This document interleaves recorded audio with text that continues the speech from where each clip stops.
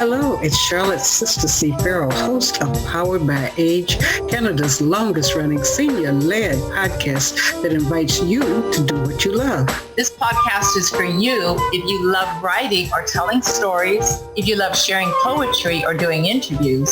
This podcast is for you if you love working on ways to create age-friendly cities. This podcast is for you if you love learning how to tame technology and get more out of virtual events, if you love finding more ways to share your heritage or traditions. If you love any of these things, you can go beyond listening and join our weekly podcast group. Simply email pbaafc@gmail.com and put your name in the subject line. Powered by Age is sponsored by the Government of Canada, New Horizons Grant, the 411 Senior Center Society, and G&F Financial Group. Good afternoon and welcome to Powered by Age. I'm Charlotte Farrell, your host, and we have a wonderful day today of continuing to celebrate National Poetry Day, where the theme for the month is speaking of intimacy. And we've been speaking of love, we're speaking of spiritual intimacy, and we are going to be hearing poems that people have brought to the table and maybe a little music. So without further ado, I'm going to, we have some people that have got to go, some or others that are going to be coming in later, but this is also a weekend leading into a weekend of 4 different religious holidays. So we might be hearing some bits of philosophies or poems or messages used during those holidays. So the first person on today that's going to introduce herself is Dr. Ramona. Hello, everyone. So I'm Dr. Ramona Srinivasen. And I've moved to Vancouver a year and a half ago from Mississauga, and to Mississauga 4 years ago from Bombay. So I'm a retired history professor, a writer of academic texts, and thanks to the encouragement of our renowned poets, Neall, Charlotte, Lesley, I have taken baby steps in writing something for you today. So Charlotte, should I do that right now or later when everyone... We'll just go through having each person make their initial introduction, sure. Then we'll come back and have you do the first poem. Next was Prafulla. Hi, I'm retired teacher and I presently live in Milton.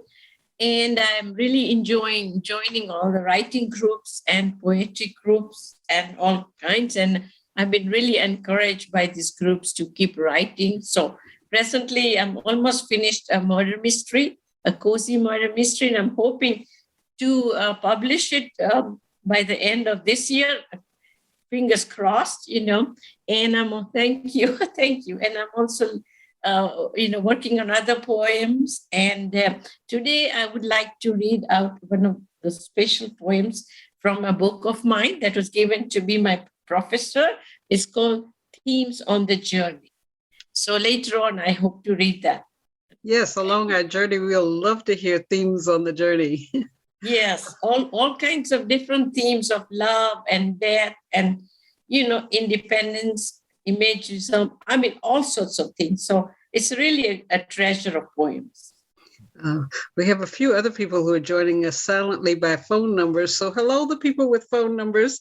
Neall and Lesley entered the Zoom room at the same time. So, Lesley, please go ahead. Yes, hi, I'm Lesley Hebert. I live in New Westminster.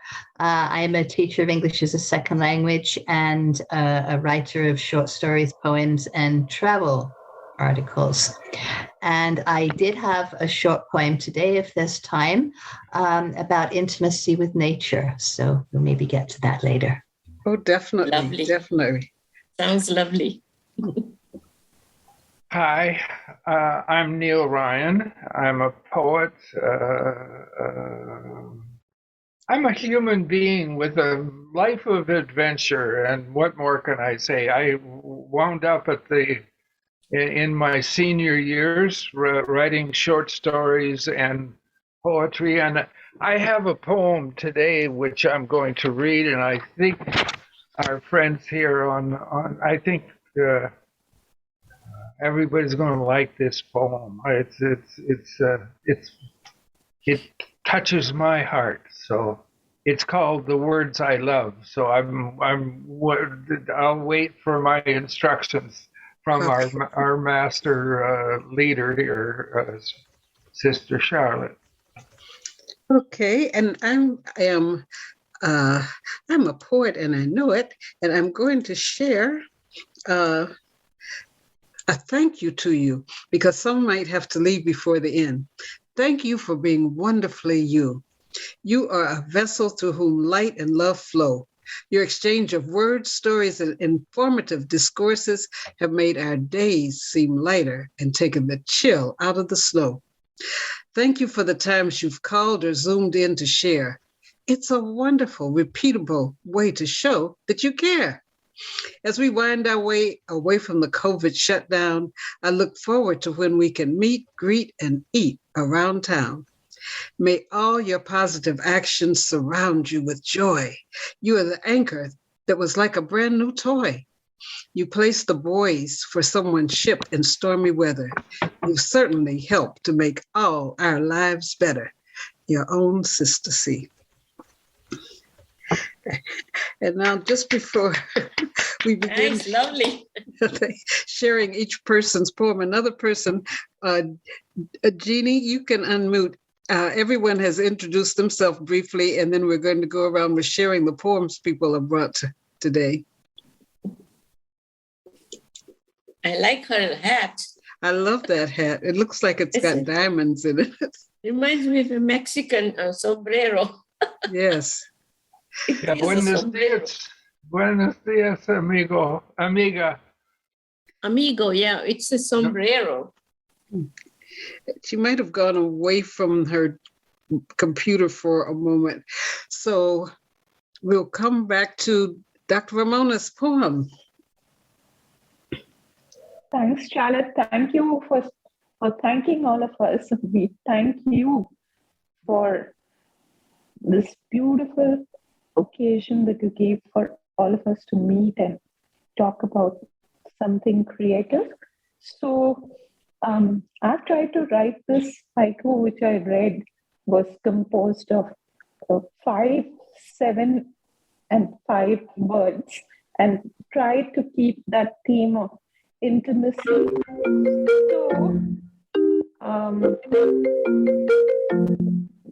here it goes. I saw 2 graceful seagulls flying together at dawn at Falls Creek, thinking winter turns to spring. Thank you.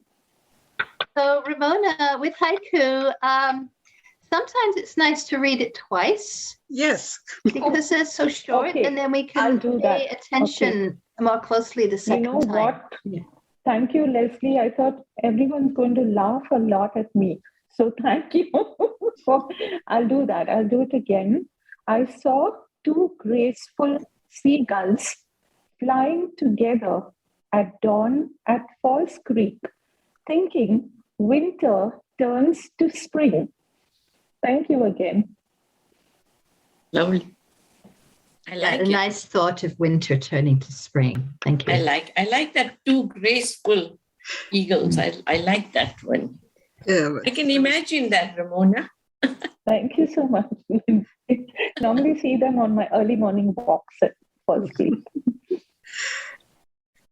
was very visual. I was picturing them there. So thanks for reading it twice. Jeannie? Hi.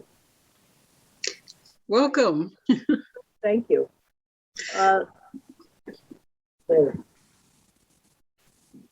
Sorry about that. It was an ad.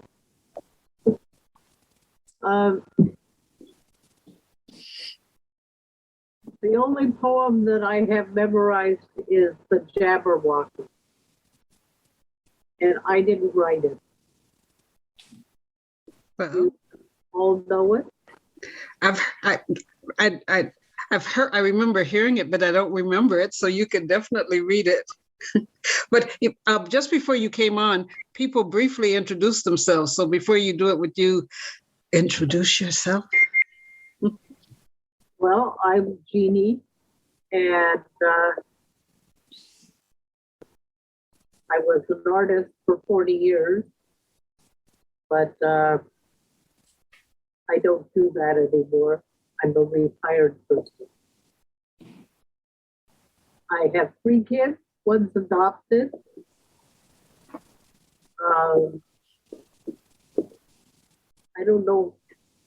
I think that's enough.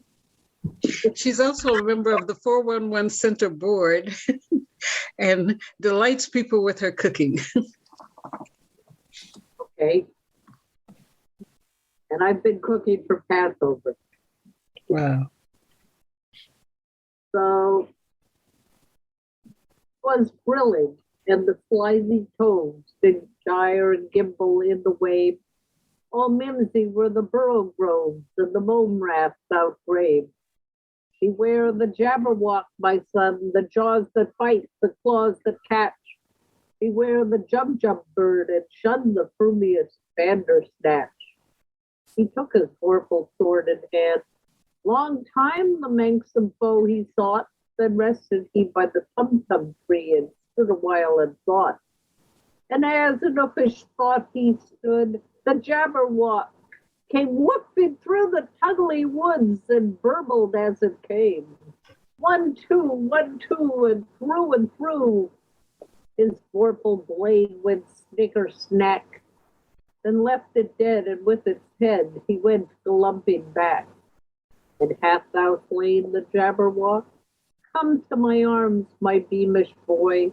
Oh, fraptuous day, Calais, he chortled in his joy. 'Twas thrilling, and the slithy tones did gyre and gimble in the wave. All mimsy were the burrow groves, and the mome rafts outgrave. From Alice in Wonderland. Actually, Wow. One of my favorites. I've never memorized the whole thing. the only one I've memorized. Oh, you remembered it well. Times. Whenever anyone asks me to say anything, I recite it. It reminds me of the poem that I had to memorize in high school. I don't know if anybody remembers the Highwayman, but the Highwayman, but I had to memorize it. Can you believe it? We came knocking at the old inn door. Oh my God. Yeah. The Highwayman came running. And then when I was Anne of Green Gables, it suddenly reminded me of my school days. And I mean, we had to memorize all these long poems and then stand in front of the class and recite the whole thing. That's true. That was a lot to do, right? Yeah. Well, some researchers has said that we that are in the baby boomer range will actually not have as much memory loss as younger people because our brain was trained to have a section where you hear things, store it, and can call it back up. But now with people doing lots of multitasking, things don't stay in that center long enough to get memorized. So, Yeah. I mean, our teachers expected us to memorize a lot of things. We had to memorize long poems. Like, actually, I do have the Highwayman in here too, and I really remember it. Like, that is a really long poem. Yes. And then they expect us to memorize it by heart. I mean, memorize the historical dates and the events by heart. Well, I remember when I sat for my GCE, my O-levels, we had to read like 4 different works. I think there was Chaucer, Shakespeare, and a couple of modern works. And we had to remember quotes from all those works. Yeah. And then write an essay and incorporate quotes into the essays. Yes. And now, kids take exams, they're all multiple choice. Right. Which, is a piece of cake. If you guess an answer, you're going to get at least 25% right. Yeah, you're okay. You got a little bit correct, But in our times, my God, and especially in geometry, I had to memorize all the theorems, and it wasn't given to me. There was no cheat sheet or anything like that. Like, can you believe that? Yes, and algebra, the formulas, and I mean, sometimes I sit and I work out something in longhand. My grandson will laugh and he'll say, he's getting it on Google, but depending on Google to get things for you, sometimes Google goes weird. And so people will be giving the wrong answers to things because there was this electronic blip that sent Google answering things, answers to the wrong questions. So we have got something great. I don't know if I've mentioned this before, but my mother used to work as a bookkeeper. And I remember she used to keep a household budget book, and she would run through columns of figures, right? And she would just add them up as she went, blah, blah, blah, blah, blah, blah, blah. She'd run down the column, total it up, go to the next column, total it up. And I said, but Mom, she's in her 80s at this point. I said, Mom, you could use an adding machine. No, I'm going to keep using my brain. And she was fast. Yeah. Yes. My brain worked faster when I was adding up things. In fact, I bought a deck of timetable multiplication cards because we don't have to multiply so many things anymore. And I thought, I'm forgetting, when it's like 9 times 6, all those things that we would be challenged on exams, that our teacher might walk by and say something from the timetable. And, it didn't matter that you did it last year. You're supposed to know it cumulatively all the way through grade 6. 54. Yeah, I can do it. I can do it. Prafulla, do you want to share your poem? Yeah, sure. So as I was saying, there are a couple of really interesting poems from themes on the journey. It was given to me when I took a course many years ago, and there are all sorts of poems. So I'll just read one. It's called The Knitting Club. So I'm not sure what kind of a poem it is exactly, but it's very interesting. So I thought I'd just read this out. The Knitting Club. She perches budgie-like, tries to ignore me. He tells me I don't know what pain is, sees me as a creature wanting to destroy her and a culture of crochet. We are all the same, she tells us. Teenagers, that is. It wasn't that way when she was my age. Oh, no.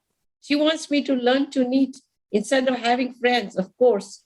Her life is to please everyone but herself. I let her string her own yarns. So just a little poem by Stacy Kozawi, I think. But it's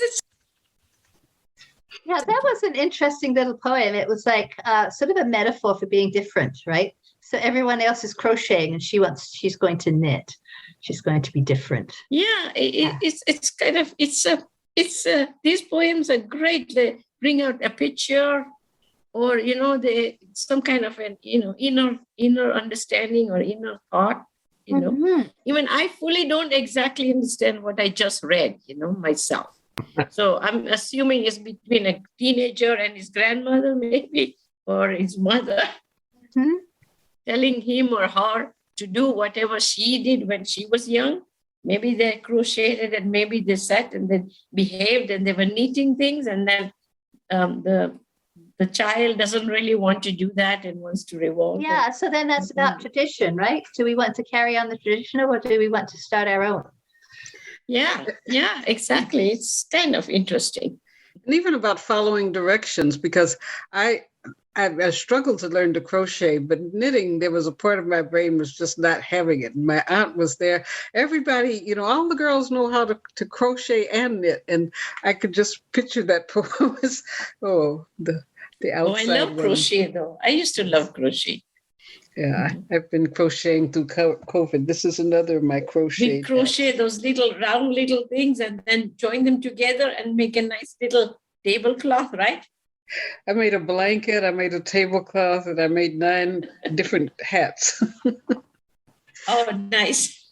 And you know what I found? Because someone was showing us Qigong and exercising your hands. This hand for a while had been hurting. But since I've been crocheting with it, the more I'm doing those different movements, the center of my hand, it feels much more limber. It doesn't hurt. So everybody could just pick up get a hook and hook away your crochet pain. Needle. Yes. Oh, I see Joel is connecting to audio, but we're going to continue on with Lesley's poem. Still life. This is about intimacy with nature. I was sort of thinking of the theme of intimacy that we're carrying on this week. So this is one I wrote earlier this year. Still life with tree. I reach up to touch your branch and feel the energy radiating at the point of connection, from your twigs to my capillaries, from your branches to my arteries, from your trunk to mine. Roots branching from thick to fine to rootlets, root hairs, continue eternally down to bedrock, drawing energy from the earth. Frozen in a snapshot of time, the timeless sensation I feel at this juncture, now and forever, just is. Lovely. I love that. So much imagery, the twigs, and it just reflects what intimacy means, because sometimes just saying the word intimacy, people think, oh, they're going to be talking about something dirty. So the challenge to speak of intimacy, I thought it was great, because it is really personal, but it's also enjoyable. So thank you for that. I like the way you connected. I like the way you connected, that I would love to connect that way with nature, and I don't know how to connect. But when you say from the branches, to your capillaries, and then, the trunk to your roots, and I thought, well, that was really nicely done, because you feel that there was a kind of a closeness or a connection to nature right there. Lesley, you reminded me, I live right across the park from the SkyTrain, and every time I go take the train or the bus, I touch the branches of the tree, the pine tree that's between me and I say hello to the tree every time. I went there with you. Thank you. Yeah. Thank you. There's also a Japanese tradition called forest bathing, which, to go into the forest and just feel that connection. Yeah. It made me want to hug a tree. And, they make jokes about tree huggers, but I'm going to go out and boldly hug the tree down in my yard. Yeah, sometimes I feel the trunk of the tree and the bark, and I feel the roughness of the bark, and I touch the leaves and all that. Just trying to feel grateful for a tree, like nature, to be grateful. I would love to hold a bird in my hand, but then I know that would happen because I will never be able to do that, any of that. But the tree, just to have a feel for it, maybe then there might be some kind of connection or some understanding, right? Yes. Yeah, especially the gratefulness, because, the tree gives us, it helps we get oxygen. It's there. You get a sense of what's happening by how the leaves are rustling. So a lot of things, and to appreciate the tree, because nowadays they're chopping them off, and the people don't understand that the tree gives you life. And, so I just take a moment and do my part, Hello, Joel. Can you hear us? Hello. Can you hear me? Yes, we can. Okay. I'm just one sec here. Aha. Hey, Joel. Regretfully, I couldn't get the one little connector piece I needed to be able to do a proper singing session for you. So I'm going to have to postpone that to the next time. it's sitting there right in the studio, and I didn't grab it on my way out of town. I'm currently in the beautiful climate of my brother's place in Las Vegas, where it's not snowing. So How warm is it there? look at that. Oh, wow. Oh, lovely. Oh my. Oh, you've got Oh, wow. trees. Yeah. There you go, connecting to nature. Yeah. It's not a heated pool yet though, so there's no swimming in it at the moment, but I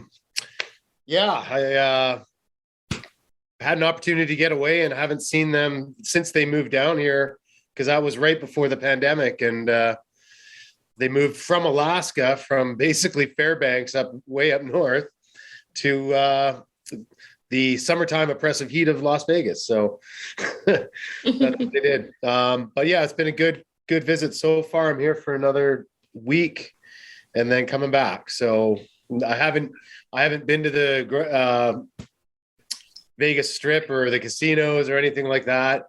It feels way more like Southern California here right now than being in Las Vegas. So I'm fine with that, because I've spent a lot of time in Southern California, and it's nice to get away, just get out of Vancouver even for a little bit. And yeah. So how's everyone doing? Always good. Good. Good to see you, Joe. You as well. But my brother had this device here. Oh, It's a Shure microphone and video recording setup. So I was racing around trying to find that, and then, trying to get from one highway to another, and then it was going to take me on a longer chase than I wanted it to be. So I just came back and I gave up on trying to find the part. But otherwise, I could have figured out how to do this on the road, singing songs for you on the road. But I'm going to find a karaoke bar somewhere in Las Vegas. Do you write songs as well? I haven't in, I don't know, 15 years, but I used to. I used to be the songwriter in the band, and then I got into the academic racket and started writing in that regard, and that kind of killed my kind of desire to write in some regards. It's just a different type of writing. So I might go back to it at some point, but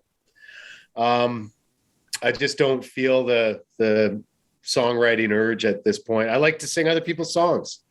I discovered the Sinatra stuff, and he never wrote any of his stuff, and figured, okay, I can do that too. And there's just so many good songs out there that I figure I don't need to add to them. I just need to sing them. So that's how I like to look at it. But Well, your Van Morrison is just divine. It really blew me away. Really, I remember saying to you, "You're a singer." yeah, it's on the podcast. It's on one of those episodes. Yeah.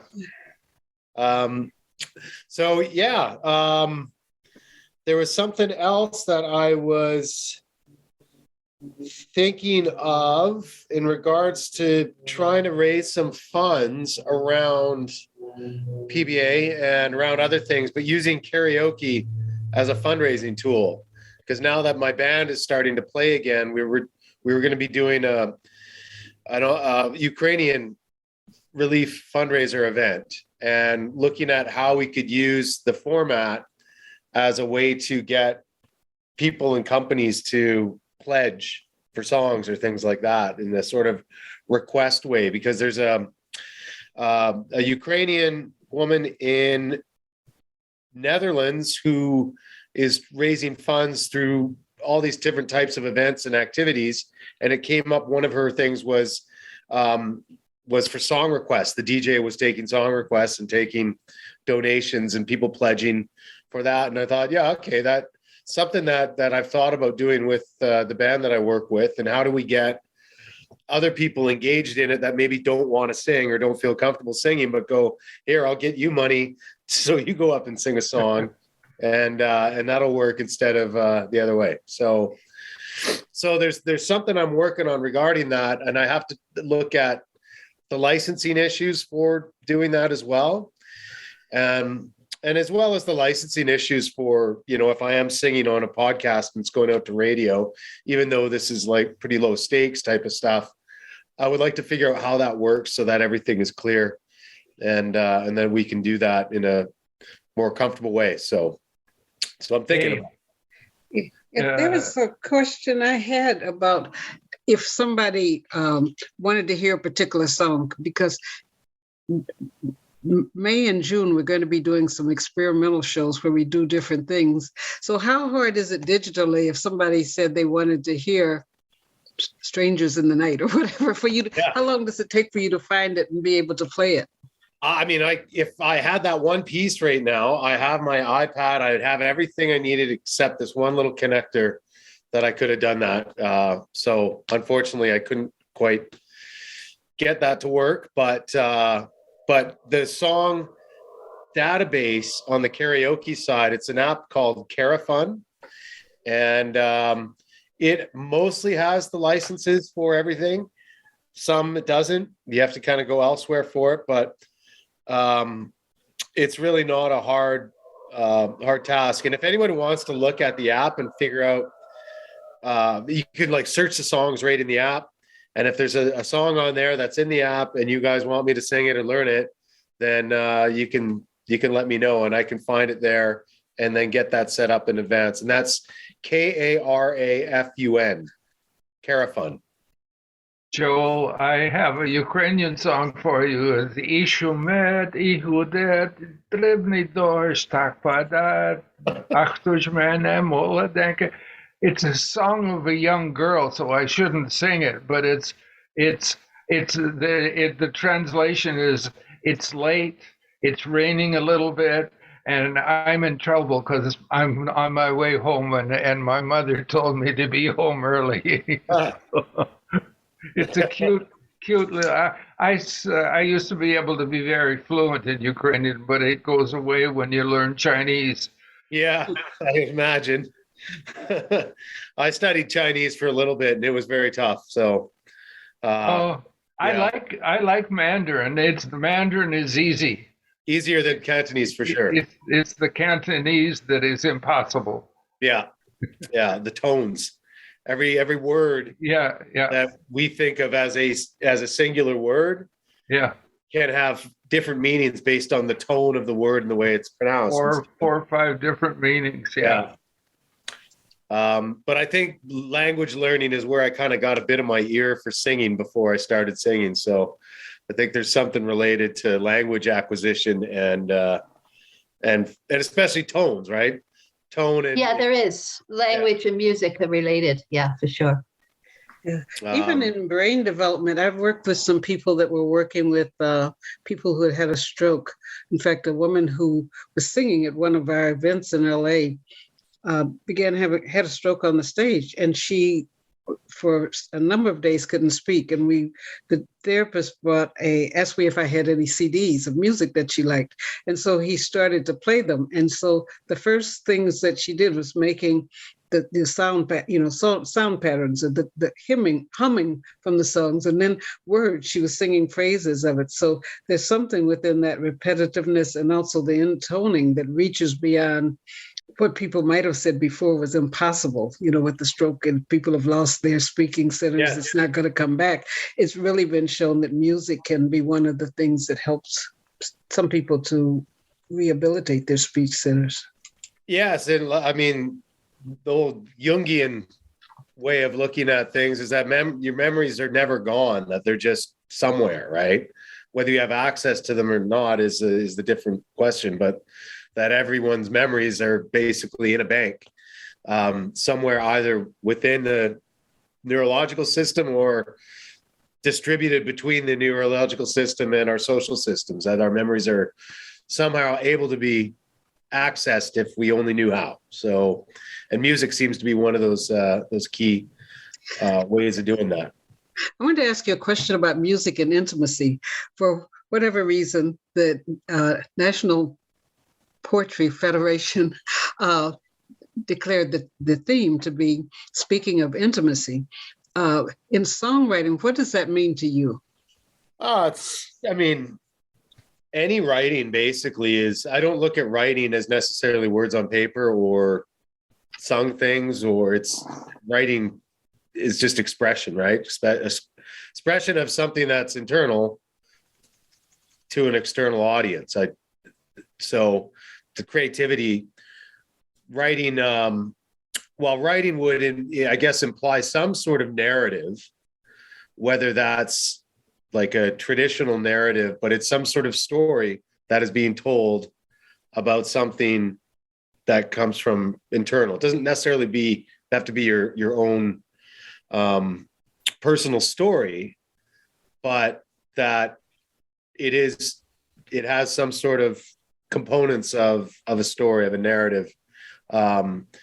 Even the existence of the piece has its story, as an object, as a text, and these things relate to other stories and create the larger sort of context for that piece. So, I mean, the intimacy is the part that comes from self, and when it feels like the audience is small enough for that work, and yet that work, even though it's for a small intimate audience, connects to a larger audience and becomes something that resonates because of something common to people and whatever that work is. So again, I just brought up Jung. He looks at archetypes of people's stories, right? That there are commonalities, and others will argue against that and will say, oh no, that's these formalisms are not essential, that we create them. And so I've kind of gone all over the map with trying to understand where stories come from. But I do have sort of models where that, and then this is an expression of myself as somebody who's a academic and trying to understand things, like how do I frame these things? How do I frame what it means for a story to have these essential elements to it, right? And so, for example, you can look at the who, what, when, where, why, and how of a story as these essential components.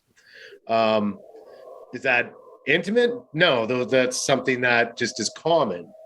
But what's contained within those who, what, when, where, why, how objects, that becomes where it's personal, right? Mm-hmm. So here I am in Las Vegas, that's aware that many people have been through Las Vegas. Well, now it's got a personal side to it that it didn't for me before, because it's where my brother and my sister and my nephew have moved to. And so it takes on a different resonance. And even to that point, because I'm not on the normal place, I'm usually in Vegas, which would be on the ground or the Vegas Strip, or at a casino, or some place where you're coming to stay in Vegas, right? It feels more like California to me. I'm off of the beaten path, so to speak, and the weather feels Californian. And I spent a lot of time growing up in California, so it does feel like a kind of a home in a way that I never experienced Las Vegas before. So that, I guess, maybe is an intimate sort of understanding of one thing about a story, which is place. So, right.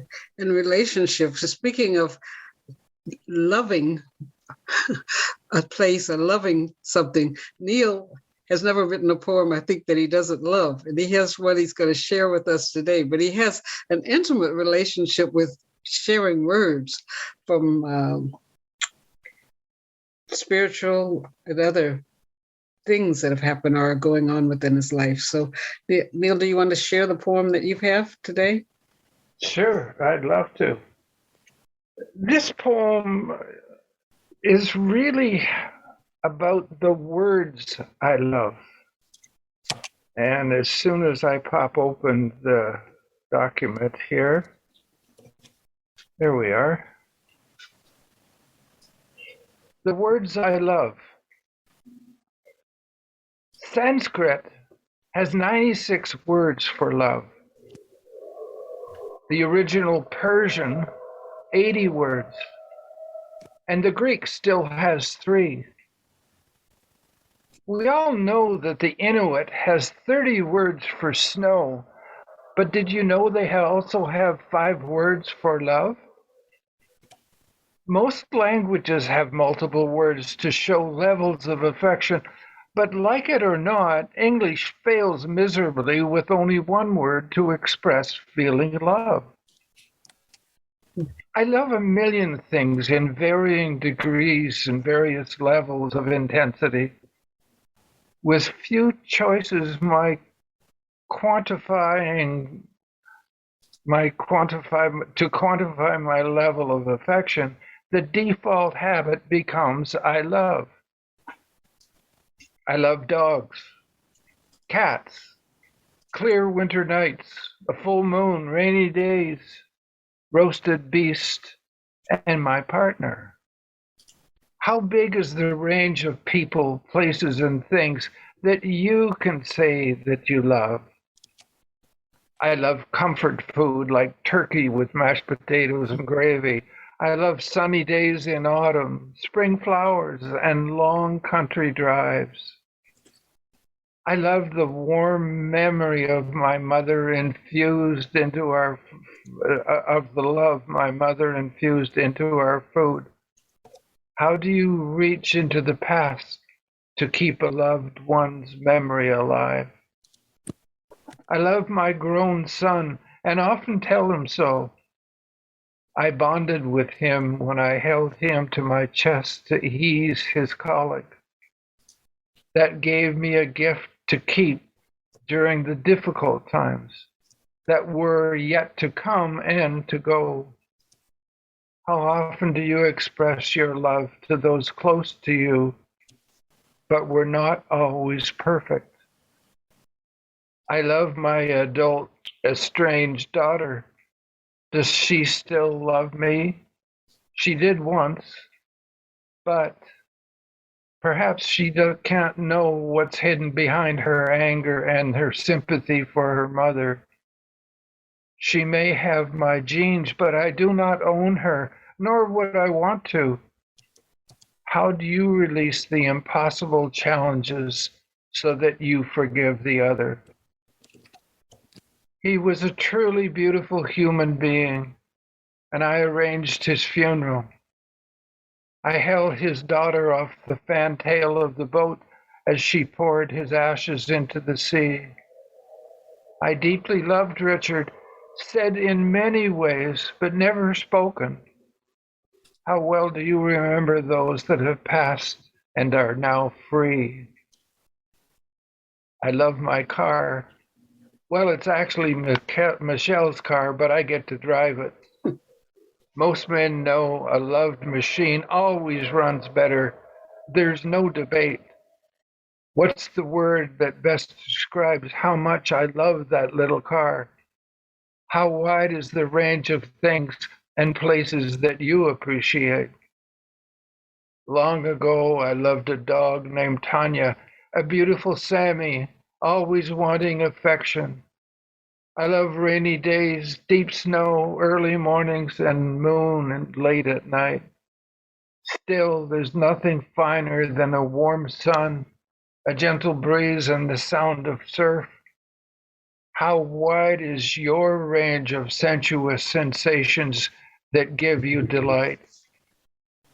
There is romantic love, reserved for those that complete us, those that share a bond of trust, those whose soul is recognized by your soul.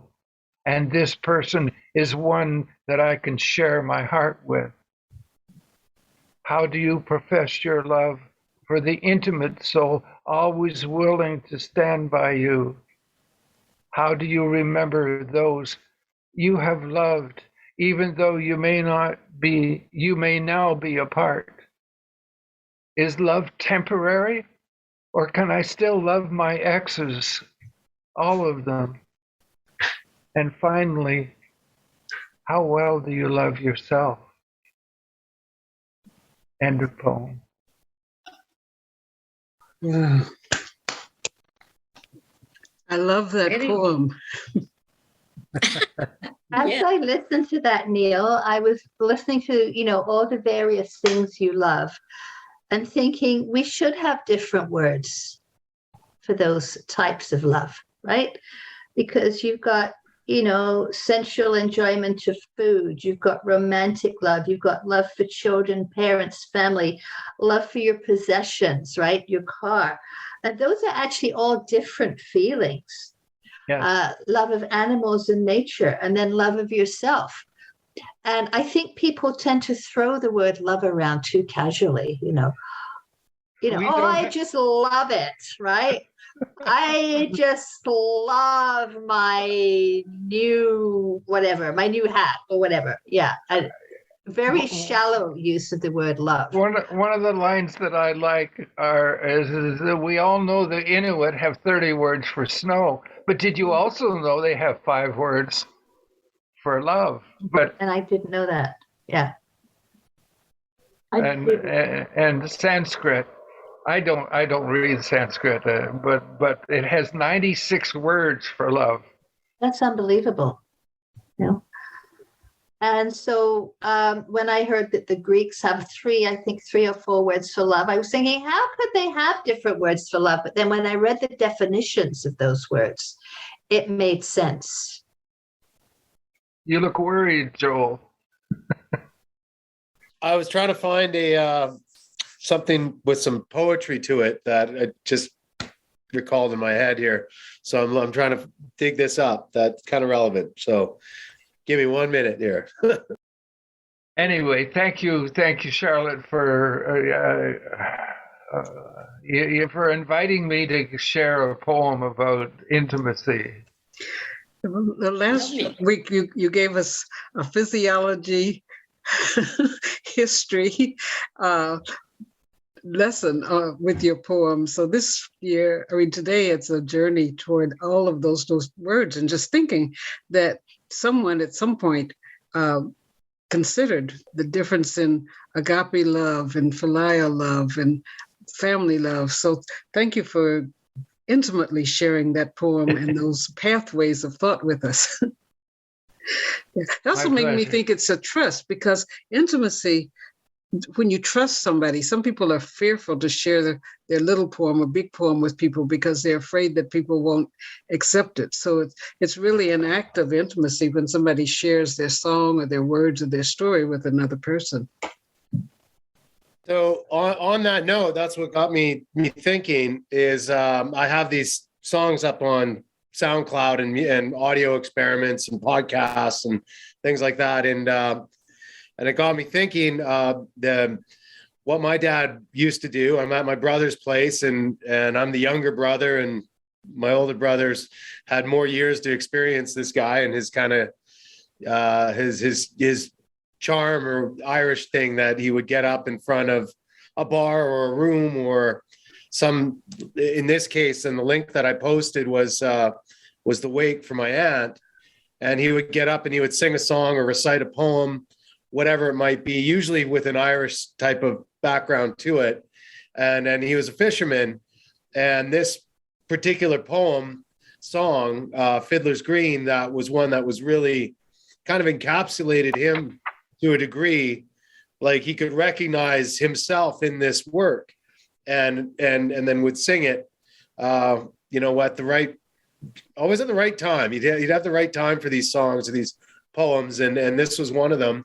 And I happened to have an iPod at the time. This would have been 2007, and had a little microphone plugged in to the bottom of the iPod and had it recording there. And this is kind of like, in terms of like the intimate experience of my old man and what he would do, it really kind of captures that, where he's got this little room of people. Everyone knows when he's about to deliver a poem or a song. And anyway, he sang this for my aunt who had just passed away, and really kind of, to me, captures that intimacy of a moment. And he was a master of moments, that guy. So anyway, that would have been Luke's grandfather, my dad, and also my brother's dad, obviously, and my sister's dad, Luke's mom's Dad. And so apparently I look like him quite a bit and take to some of his ways. So anyway, I just wanted to share that. That was something I figured I could share with y'all. Oh, we're looking forward to you sharing the song when you're able to be equipped for us to hear it. Yeah, one of these days I've sang it too. So, but anyway, I posted that in the chat for anyone who wants to check it out. So, and I want to tell you who don't know, when you go to the chat and you look down at the bottom on the right, there are 3 little dots. Someone was telling me about these dots. I swear there were no dots there, but there are 3 little dots. And when you click them, it says save chat. So you can save the chat. And then after the podcast is over, it will be in your computer, usually under a folder that Zoom makes a folder called that's great. Zoom. And that's where you'll see the chat from the meeting. And you have to save it before the Zoom call ends. Otherwise it disappears. Otherwise, I made that mistake a number of times, thinking that it'll still be there and all this, on some conference event and everybody's got these great questions, and then I go back for it. I'm like, So you can also just click on the chat, and your computer will open it up, so it'll be there when after the Zoom is closed. The link will, it will just open it up. Yeah, but it won't save all the messages. Like right now, there's only one link on the chat. But if you had, often like in some conference events, you have this kind of side conversation happening while somebody's speaking, and those side conversations can be very interesting as well. But if you forget to save them, then they're gone. Yeah, earlier today I was on one. And it was writers, and people were putting tips in. And then a person was telling people a lot of free resources for writers, and they put it in the chat. And so when I looked and saved, it was a little small, but I highlighted it, put it into Word, and I enlarged the chats so that they're 12 point. And it was very useful. So that's a thing we're just encouraging people to do. Some places you aren't able to give the name of where people can find your book, but you can they'll say you can put your information in the chat. So I'm just chatting about the benefits of saving chat. That's nice. Yeah. Nice. Okay, thank you. Did anyone else have another poem that they wanted to share?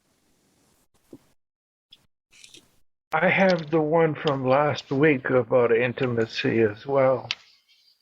I don't think that one is longer. I don't think we have the time. No. It's only 5 stanzas. Oh, okay.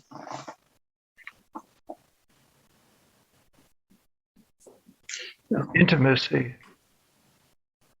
A kiss so tender, it is but a touch of a feather. A caress so soft, so smooth, the sensation lingers.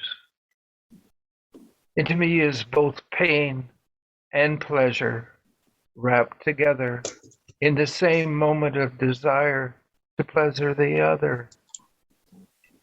Intimacy is a sharing of breath that fills the space between with a sweetness and a longing to become one. The yearning is to destroy the ego and merge into a shared reality of caring and trust, personified into a loving bond. A kiss so tender, it is but a touch of a feather, a desire to transcend the limitations of separation and enfold into the joy of defenseless connection, into the open-hearted laughter of the child experiencing joy.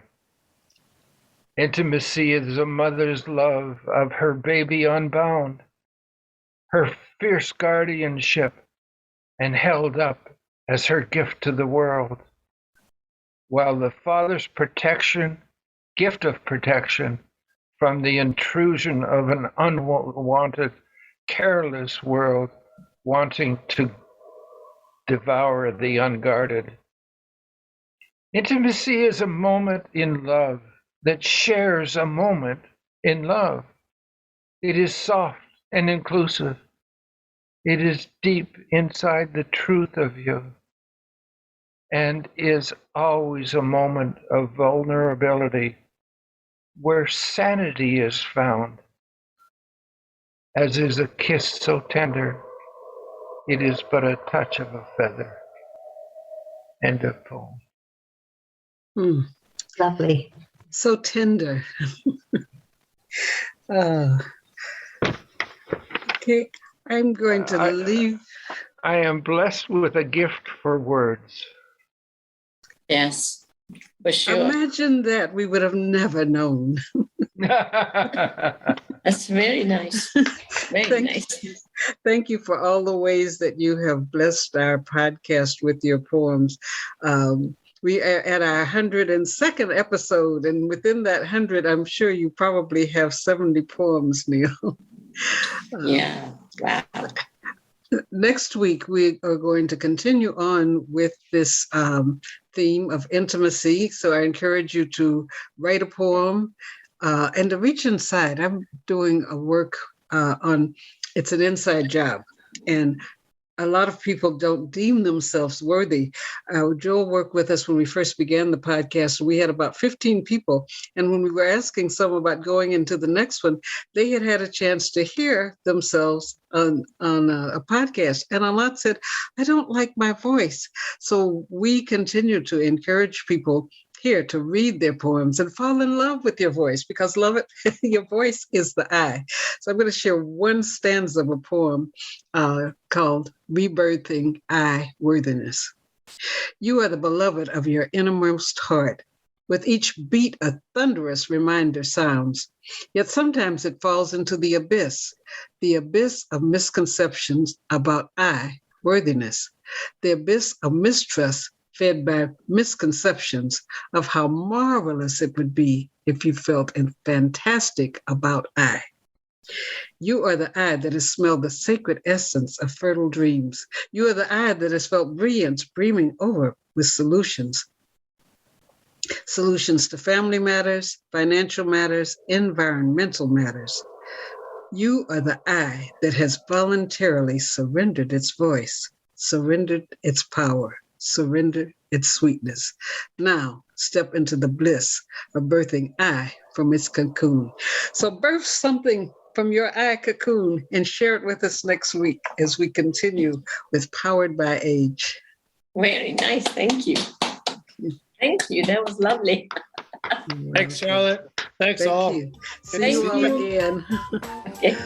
I'm going to go pull on the slot machines and see if I can win some money.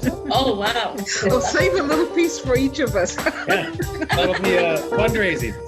Yes. Right? Do it that way. Have a good one, folks. Love you all. Wonderful weekend. Happy holidays. Happy holidays. Bye, everyone.